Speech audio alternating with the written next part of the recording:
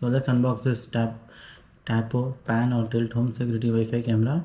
It's TAPO C210. It has 2K resolution, motion detection and tracking, person detection, baby crying detection, night vision up to 30 feet. So it is from the brand TP. It comes in such a packaging. All the features. So it's 360 horizontal, 2K 3 megapixel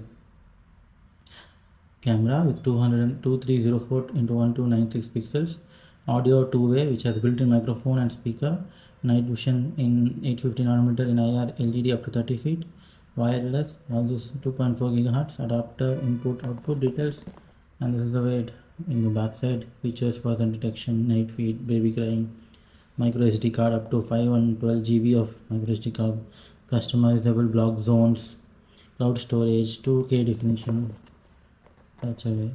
Let's unbox this. TP-Link machines come in such a environment friendly packing. So this is the quick start guide and the sticker to guide for fixing it on the surface. This is the power cable, 2-pin. This is the camera. Okay, this is the camera. The pan and tilt option. Such a manner you can fix it. You can fix the screws and hang it or fix it on the table. Thank you guys.